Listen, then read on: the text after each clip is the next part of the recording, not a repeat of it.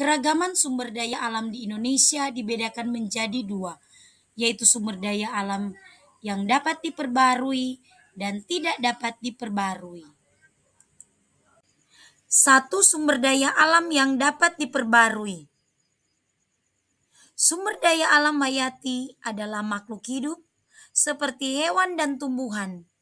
Upaya pelestarian berupa reboisasi, seperti sistem tebang pilih, pembuatan penangkaran, hutan lindung, suaka marga satwa, dan cagar alam. Sumber daya alam non-hayati adalah sebagai benda tak hidup yang ada di alam, misalnya air, tanah, udara, dan sinar matahari. Upaya pelestarian yang dapat dilakukan berupa penghematan penggunaan air, mengolah limbah sebelum dibuang, serta melakukan penghijauan. 2. Sumber daya alam yang tidak dapat diperbarui. Memiliki jumlah yang terbatas karena tidak dapat dihasilkan kembali jika telah habis dimanfaatkan. Oleh sebab itu, masyarakat sebaiknya menghemat penggunaannya agar dapat dimanfaatkan oleh generasi selanjutnya. Seperti barang tambang adalah salah satu jenis sumber daya alam yang tidak dapat diperbarui. Pengelompokan jenis barang tambang. A. Barang tambang non-logam. Barang tambang yang dimanfaatkan sebagai bahan bangunan, misalnya marmer. B. Barang tambang mineral logam. Barang tambang yang berbentuk biji dan dapat mengantarkan arus listrik, misalnya emas, perak, besi, timah, dan aluminium. C. Barang tambang sumber energi. Barang tambang yang dapat menghasilkan energi, misalnya minyak bumi, gas alam, batu bara, dan uranium. Selain penghematan sumber daya alam, masyarakat juga dapat mendaur ulang sumber daya alam yang tidak dapat diperbarui. Seperti limbah besi dapat diubah menjadi pagar. Hal ini dapat turut menjaga kelestarian lingkungan, karena limbah di lingkungan dapat dikurangi. Penduduk Indonesia diberi kebebasan untuk mengambil dan memanfaatkan sumber daya alam, akan tetapi harus diimbangi dengan tanggung jawab.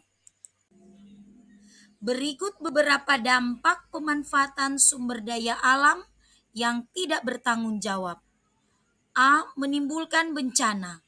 Misalnya penebangan hutan yang tanpa disadari lambat laun dapat menyebabkan terjadinya bencana seperti banjir, kebakaran hutan, dan tanah longsor.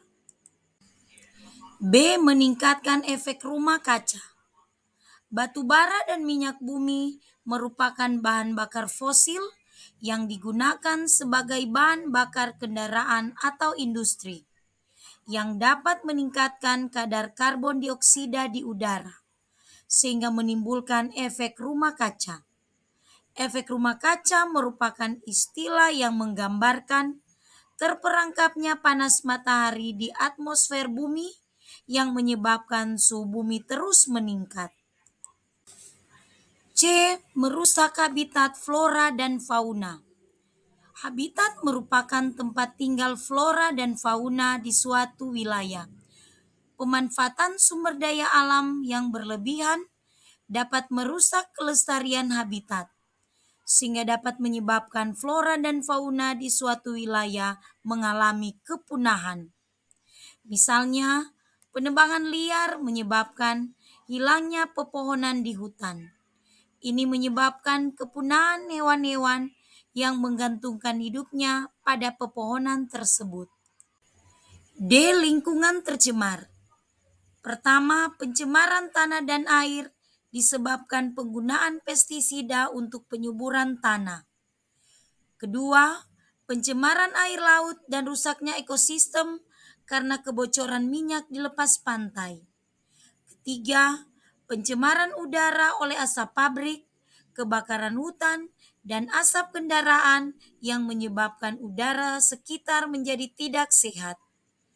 Keempat, pencemaran tanah dan udara yang disebabkan oleh pertanian dan peternakan yang menghasilkan limbah berupa tumpukan sampah organik dan kotoran hewan.